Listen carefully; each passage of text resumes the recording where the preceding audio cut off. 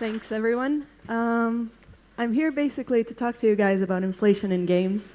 When I talk about inflation in this case, it's inflation of in-game resources, not necessarily like the money the players are spending. Initially, maybe you saw on social media that this talk was going to be about a specific feature in Hay Day, but it just kept getting bigger and bigger, so I decided to make it as broad as I could for you guys. First, a little bit about me. My name is Camilla Avellar. I've been a game designer in the Hay Day team at Supercell for the last 4 years. Before that, I was already at Supercell working on new games. I've spent roughly 14 years right now in game design, mostly in free-to-play mobile, in companies like Digital Chocolate and Wooga in the past, and some other stuff before that. So what you can expect from this talk is basically I'm going to talk to you about, give you an overview about inflation from in-game resources. I'm going to give you thoughts on the common problems that you might find when making a game, when developing and maintaining your game. And also, I'm going to give you ideas of ways to deal with these problems. Now, I can't really tell you what to do since each game is different, but I did decide to make this talk as broad as possible and not so deep because of that. I'm going to be basing a lot of these thoughts on my experience in Hay Day, so like simulation, free-to-play, mobile, but a lot of things just cross disciplines and dimensions. And game design, as far as I know, is about asking the right questions and having many possible solutions to them. And also it works great when the whole team is roughly interested in it. So hopefully this will be interesting not only for the game designers in the audience, but also for other disciplines. First, a little bit about Hay Day. Hay Day was Supercell's first mobile game. It was released in 2012, so it's going to be 7 years old this year. It's a farming game, so the basic actions that the players do is they plant, they harvest, they produce stuff, and they sell those things. Quick agenda for the talk. What is inflation, how that manifests in games, the types of game economy and inflations, the sources and the sinks, which are the basic tools of game economy. Sinks have many types, so I'm going to go through that, and that's going to be the main bulk of this talk.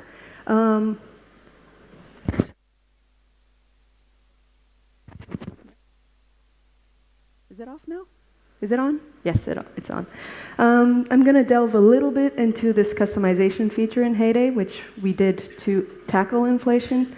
And then I'm going to wind down with some things to keep in mind and some takeaways. So what is inflation? Now, in the real world, you might know that inflation is basically that prices go up because the currency value goes down. Usually, this can happen because the government prints more money than they can. It's just like everything, all the prices go up. What I'm talking about in games specifically is the excessive amounts of those resources in your economy. So I'm not necessarily talking about the prices, just about the accumulation of too many things in the player's hands. And I'm not here to say if that's good or bad. Games can use inflation for good. I'm going to talk about that as well. Not everything is bad.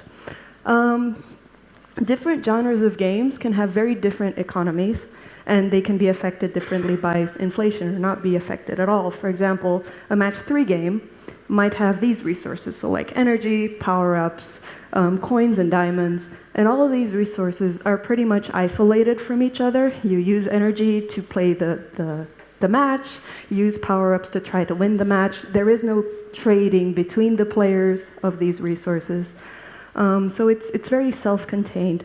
And then when you have a game like a card battler, for example, Clash Royale, you have a lot of different resources that interact with each other in many ways. So you have all the different kinds of cards. You can have coins and diamonds, which are currencies, things like experience points and some kind of metaphor for the player's power, so like trophies or reputation. And all of these things are much more interrelated, and maybe there is also player trading or player donation, and this makes everything just more complex. In Hay Day specifically, and whenever I talk specifically about Hay Day in a slide, I'm going to put the chickens, just so you know this is Hay Day only experience. We have a lot of resources. So we have the first three: coins, vouchers, and diamonds are basically our currencies. The player can also produce crops and products and trade those between players and also use them to fulfill orders inside the game. And we also have things like experience points. Reputation points are another kind of experience point.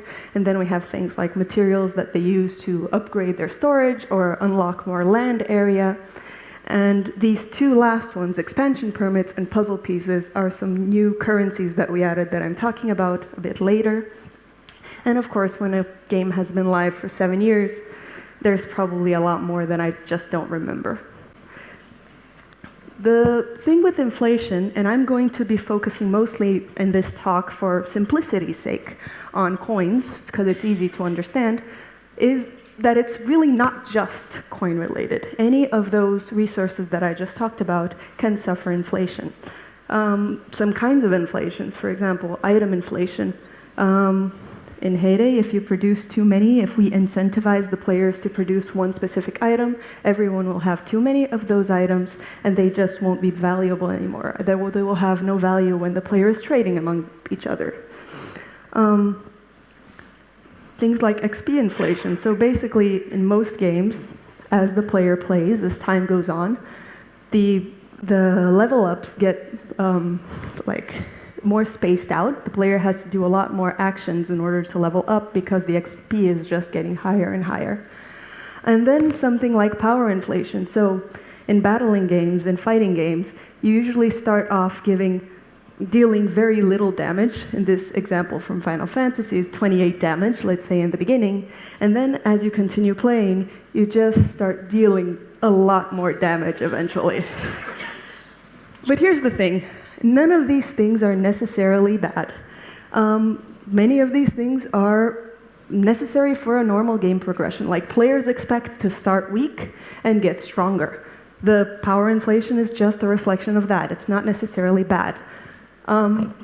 Inflation is only really bad when it starts affecting your game in ways that is damaging to your game. For example, let's say, maybe if you have everyone in Heyday, for example, would have 10 million coins, and we price things so that those old players, dedicated players who have all those millions of coins, the new player who's just coming in and maybe making hundreds of coins with his actions, they will feel excluded, and they won't have anything to do. So you can exclude the new players or the very casual players. Another thing that can happen is if everyone has 10 million coins in Heyday, suddenly, when we add new content that is not necessarily geared towards those people, they can just buy it immediately because of all the coins they have. So we're adding new content that we want them to work towards because the grind is part of the game, but they've already grinded years ago and they don't need to grind anymore. So you can devalue your content. That's one of the negative possibilities.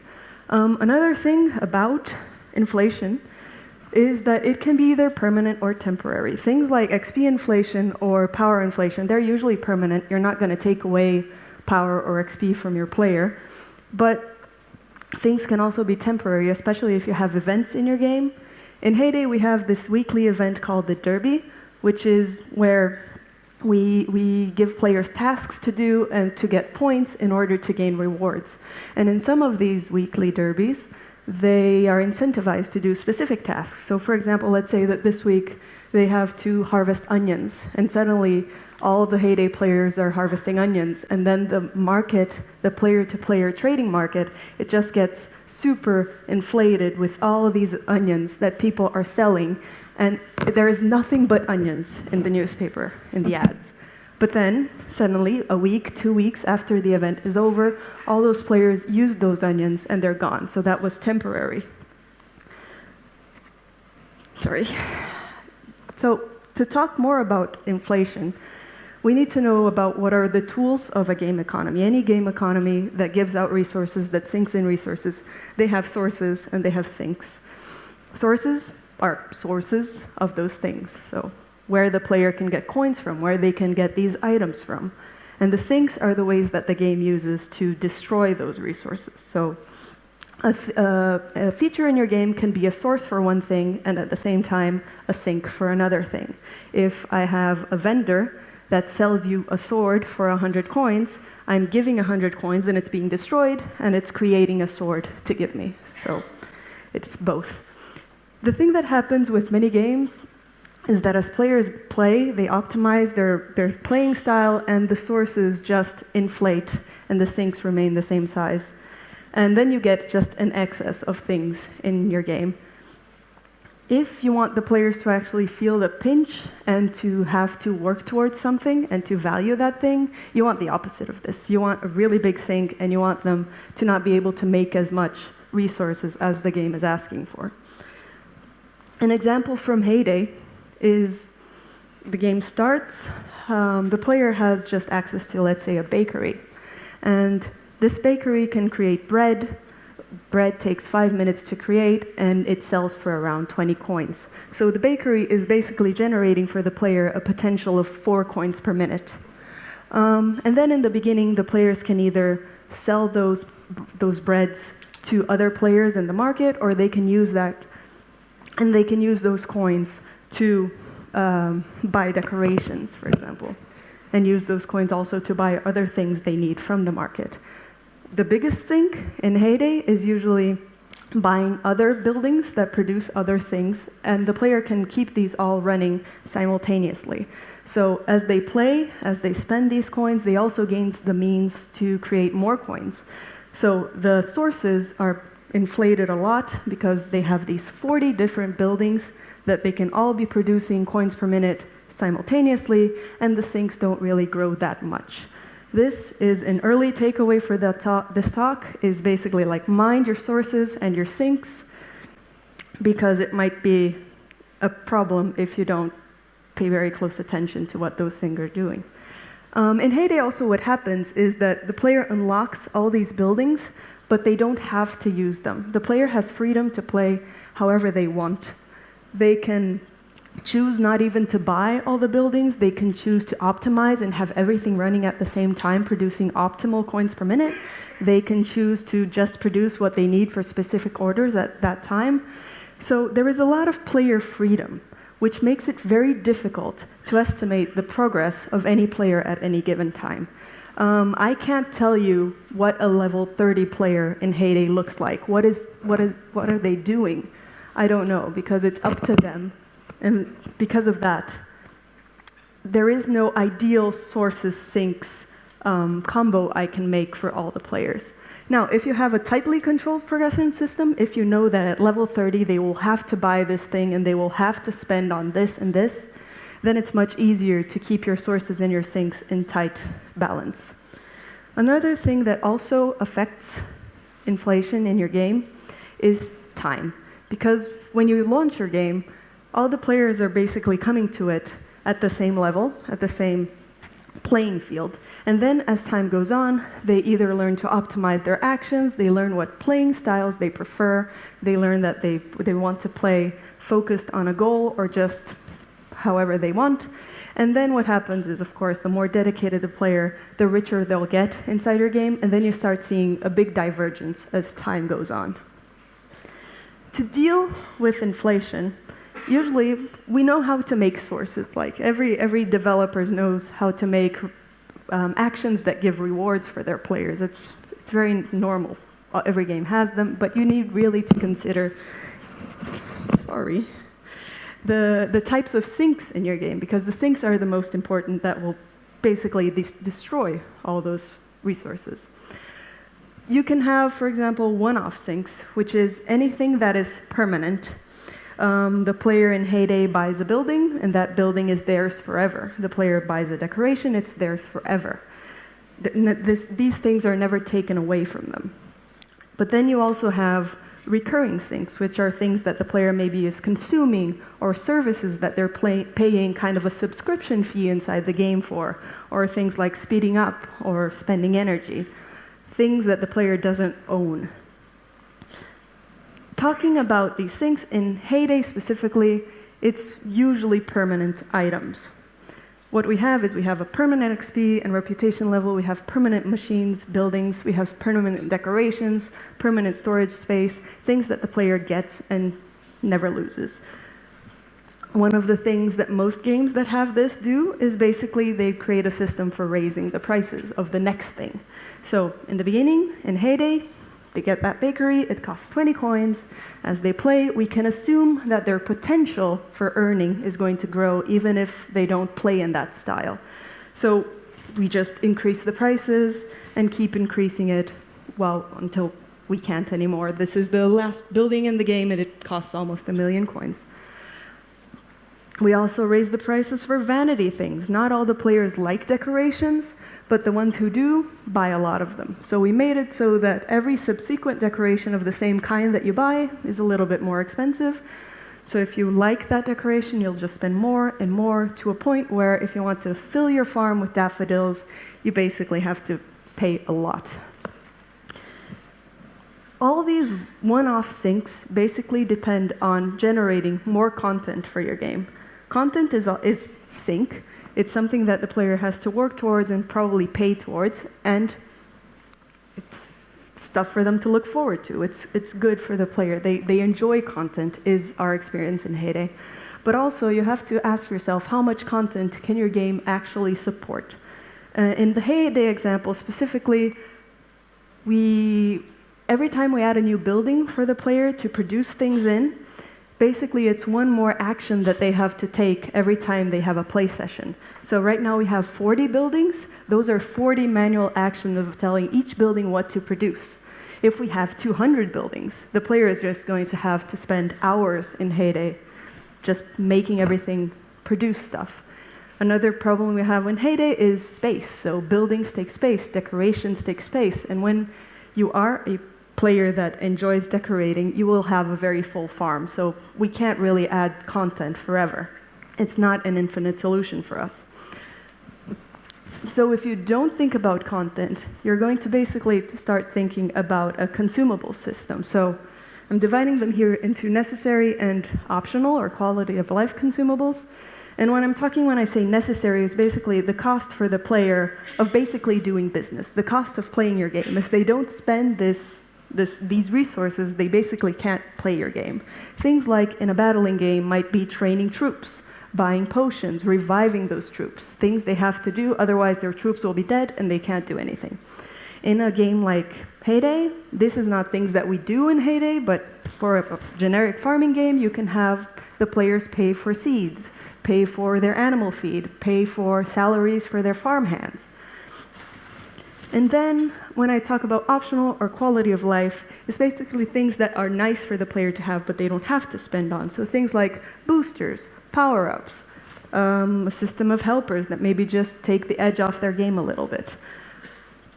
When you do think about these, especially if you're thinking about boosters and power-ups, you have to consider how everything in your game is interconnected.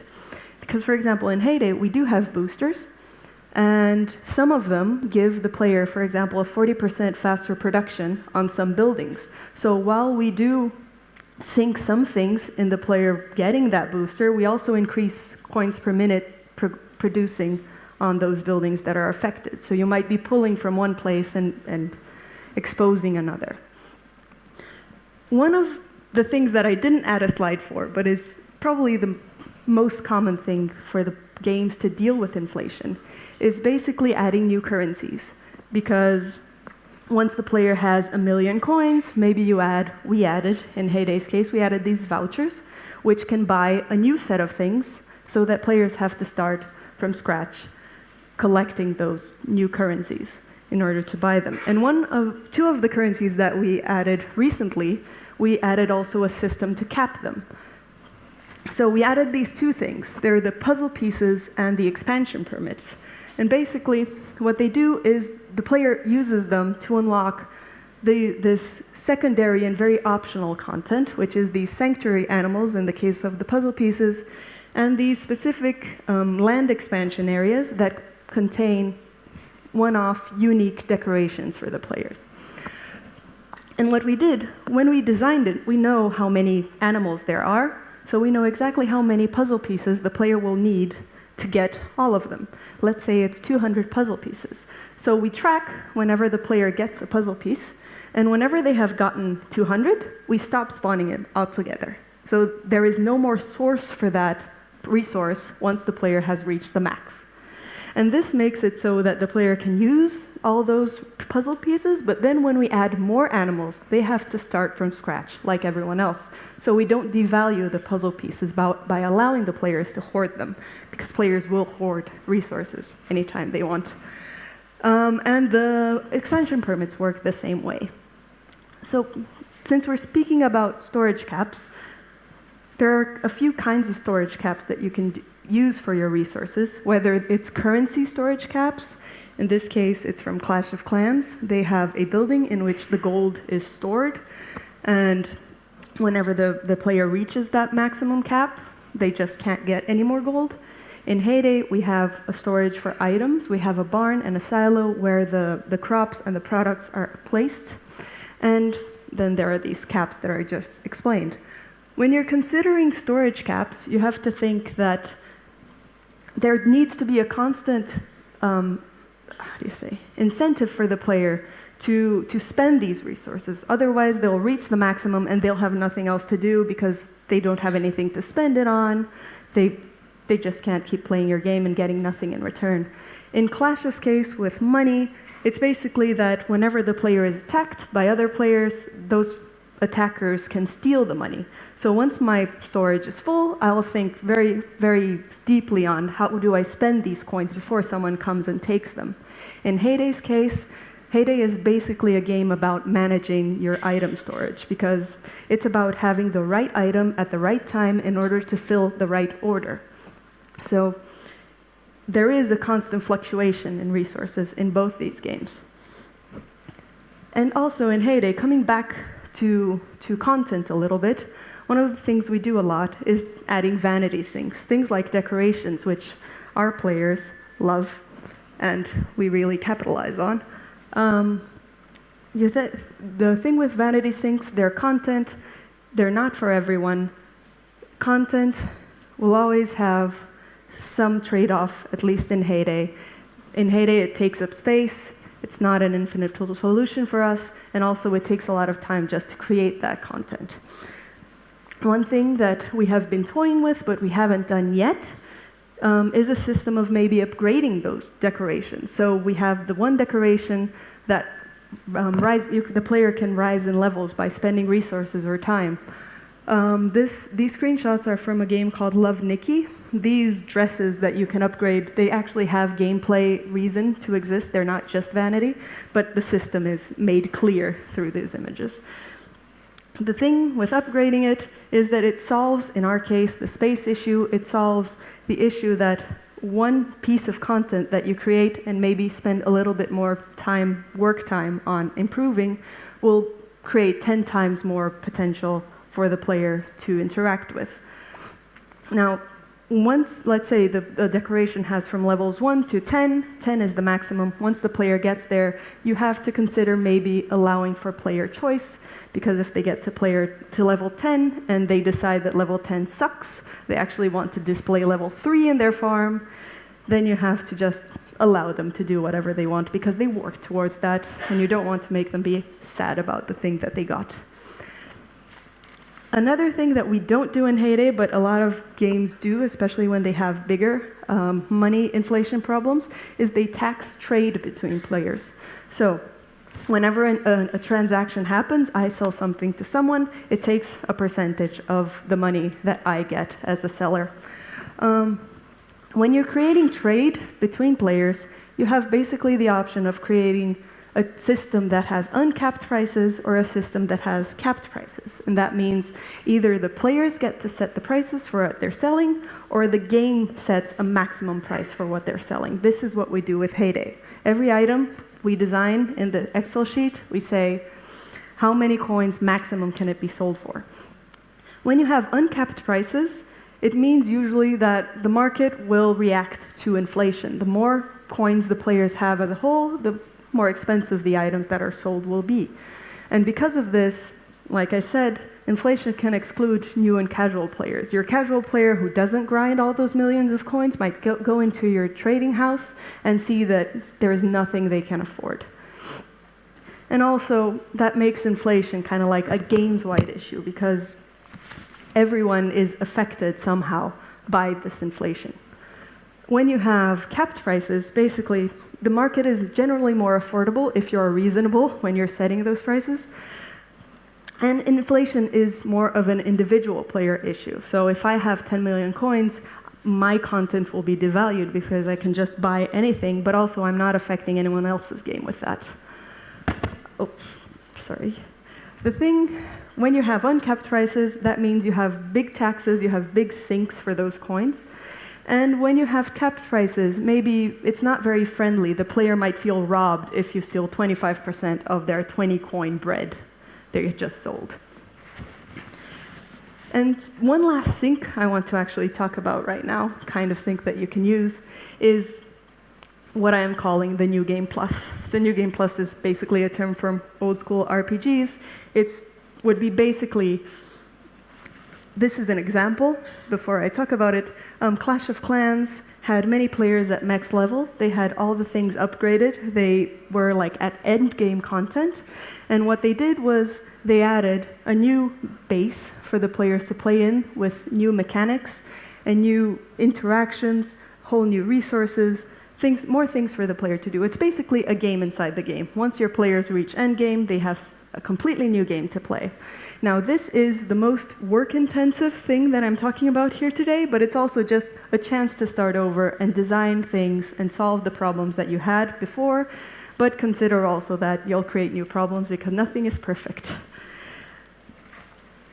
Whenever you're thinking about any of these things I said, or more things, you have to consider what is the right fit for your team. Because if you're a small team, you can't necessarily afford to create more content all the time. Because let's say you have 2 artists, they can't produce 100 decorations every week, because they also need to work on other features. So maybe if you're in that situation, you want to focus on systems, on consumables, on things that the player will keep spending all the time, recurring sinks. Now, if you do have a large team or if you do have a solid outsourcing partnership, then you can consider those content treadmills, but also consider that content is not an infinite solution. Content is not the only way. So design some of those systems and those recurring sinks for your game as well. Now I'm going to pivot a little bit into how Heyday tried to solve our inflation problem, which is basically coins and currency, with this feature called the farm customization feature. In Heyday, basically players always want to customize their farms in more and more ways. Not everyone, but enough that this makes sense. So there are things in Heyday that the players could never customize, like their house, their truck, their shop, and we decided now is the time and let's tie it into being a big sink for inflation. How it works is this new character, she comes every week and brings things for the player to install in their farm. We basically wanted this to be a more of an event type thing, so event type of thing. So she comes, she spends 3 days in your farm and she leaves, so you kind of like have the time pressure because next week she'll have other things that maybe are not the things that you want. And we designed it so that it would have roughly a recurring system kind of thing that the player would pay kind of like in real life. If you pay for someone to paint your walls, they painted the walls and you paid for the service. Next time, if you want to go back to the wall you had before, the wall color, you have to pay again. So basically, the service, you're paying for the service of this character. And when we designed the prices, we basically decided that, for example, in coins, they would be from 50 to 500,000, which is substantial if you're considering a Heyday economy. A lot of players have millions, but most of them have maybe tens of thousands, hundreds of thousands at max. The biggest problem that I think we had with this feature is one we didn't really predict, we didn't think about. It's the problem of visibility of the inflation and how that affects other players. Because earlier in Heyday, inflation was, like I mentioned before, a problem for the individual player. If I have 10 million coins, I never affect anyone else's game with those coins. Now that we have these prices that we, the developers, decided would be very high to tackle inflation, new players go there and see those prices and think they will never be able to afford that. This feature is not for me. Why are they so greedy? So suddenly, inflation is a problem for everyone in Heyday. Not in a way that an uncapped prices trading market would be, but it is now a problem for everyone. When you're considering making a feature that is very targeted towards a player that deals with inflation, you have to consider very, very carefully how you will touch those players specifically. And this is not something that we did with this feature. Also, it's not really a recurring sync, because once the player buys the thing that they want, they don't really change willy-nilly. Like, they like this house, the house is fine. I'm never going to change it again unless you bring more content for me to spend on. However, all that said, the feature was still pretty successful. I have here a chart, and this is basically the coins spent in this feature. Like any shiny new feature, it was very widely used in the beginning, and then it stabilized. In the beginning, in the first week, it sank 400 billion coins from our economy, which is substantial. And even now, it has stabilized to roughly 50 billion coins every week. That is not going into the endless cycle of players collecting those coins forever anymore. Okay, so now I'm going to start winding down about things that you need to think about when you're actually creating new economies for new games, especially new games in this case, is that you have to think that players will grind. You should never underestimate the passion of your players, because even if it's a small percentage, some players will play for 10 hours a day. And you don't want to focus only on those players, but you have to consider that they will exist and make the features and fun things not only for the casual players, but also for these players. Make use of your soft launch time so that you can at least get a grip on how the economy will actually function when your game is live. Of course, time will make things change a bit as players optimize their playing styles, like I mentioned before. When in doubt, when creating any feature, always make it harder to start with, because then you have the leeway to reduce prices or reduce the difficulty, because everyone loves a discount, no one likes a price increase, ever.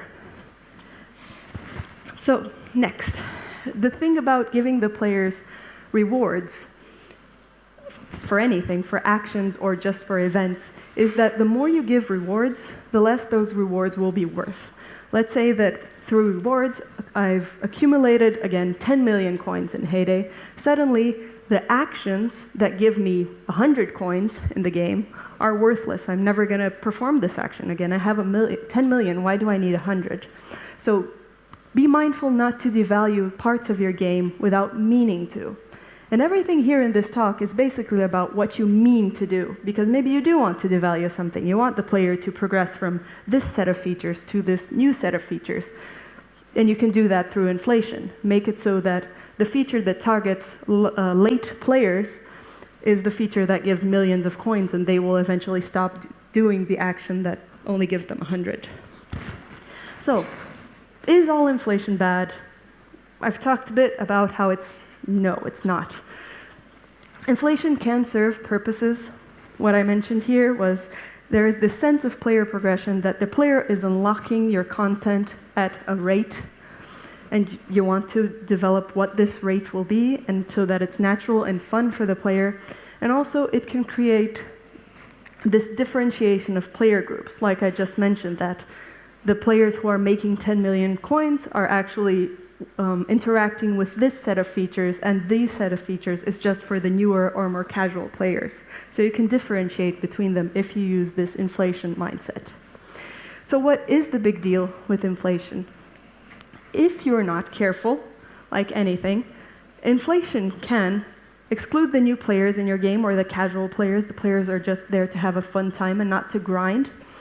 And it can also devalue your content, so that every time you put out new content that you spend time and money on, the players will just immediately consume it because there is no grind for them. They already have all the resources they need. Now, everything here depends on your game. I can't tell you what to do. I can just give you, hopefully, some ideas so you can go on and try stuff. What is the player's goal in your game? What is too many resources? What is inflation for your game? Maybe 10 million coins is nothing for you. That's the magnitude which you deal with.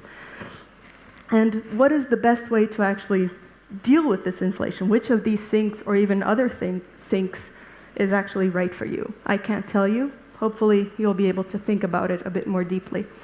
Now, last slide, takeaways. Like we mentioned before, always keep not only your game, but your players in mind.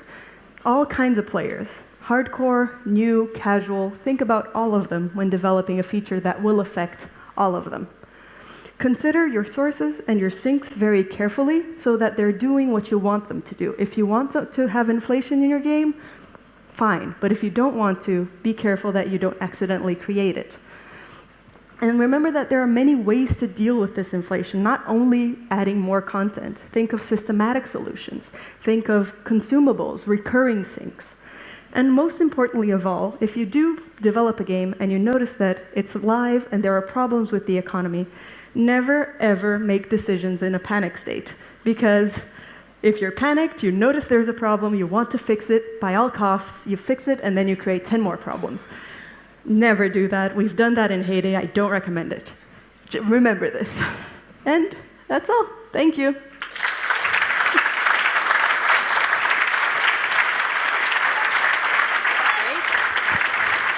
Okay. We've got time for questions now. So you remember to stand up, and somebody will come around with a catch-a-box. Not yet. There we go. So you're talking about introducing sinks.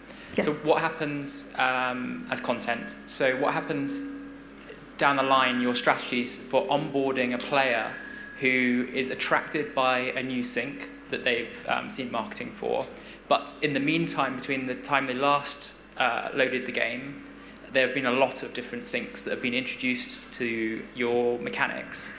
How do you get them to the sync they're interested in without getting overwhelmed by the portfolio of syncs that they've missed? That is a very good question that I don't actually have a solution for, because it's something that we in Heyday also have a lot of problems with onboarding, and also like re-engaging players and just having 2 years or 3 years, 5 years of content between them last having played. But hopefully we make all of the content that is available to them clear enough, like where do they need to click to actually access this feature and not all the other features. So in Heyday, it's all laid out in a map, so it's not a UI that they'll need to go into and try to find something. So if they think, oh, there is this new thing in the town, they'll know to go to the town and look for the new thing. So, yeah. So it's a UX problem? Yeah, it's a UX problem, like you said. Sorry.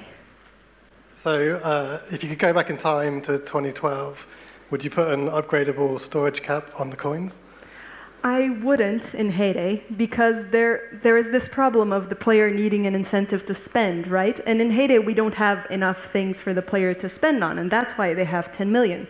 So when they would reach the storage cap and they have nothing to spend on, they would just not have the incentive to continue playing. There's a question in the back over there. Hi. So a lot of the problems with inflation come from the permanence, right? Because you keep accumulating more and more. What's your take on using seasonal content, let's say, or seasonal resets to manage your economy? I think seasonal resets or content currencies even are a very valid way and probably easier to deal with because you can't really accumulate all that much. So I'm all for it. In Heyday, we don't even consider it because for the past 7 years we didn't. So it's a bit of that, the chicken and the egg, what comes first. But I think it's a very nice way to deal with it, yeah. So you talked about your customization feature, the one that cost 50,000, 500,000 coins, and how that might make a new player feel excluded because it's so expensive. If you were to just discount that for new players, would the experienced players then feel screwed that other people are being charged less for effectively the same thing? Can you get away with that? In Heyday, knowing our player base the way I know it, I don't think we could get away with that because it would just make the players not want to level up in order to see, and if they're not playing, they're not getting XP. That's the only way that they can not level up, right? So they would just not play for a week, come back, see what are the prices, and then keep doing that. They would feel really cheated off of having to pay 500,000 coins for something that someone else paid 10,000. Hi. Based on what you know now, if you could go back to 2012 and pre-launch, what one change or problem would you look to solve? I think I would add more recurring sinks in Heyday, more consumables. Maybe I would add seed prices or helpers or subscription model. When I say subscription, I don't mean like nowadays. I mean like something that they need to spend on every week inside the game, those resources. So yeah, just more recurring sinks, which I don't think we have enough of. Yeah, I'd like to ask if you have some, or if you encounter some good examples how unkept player marketplace in a mobile game or let's say more casual free-to-play game works, or what are the challenges that you think about how to implement it correctly? Thanks. That's a good question. And of course, when I talked about uncapped markets, my biggest sources of information were more hardcore games like Diablo or stuff like that. So I can't really think off the top of my head of a mobile casual one to talk about. So, sorry. Any more questions? Anyone standing up? No? Cool. Let's give Camilla another round of applause. Thank you.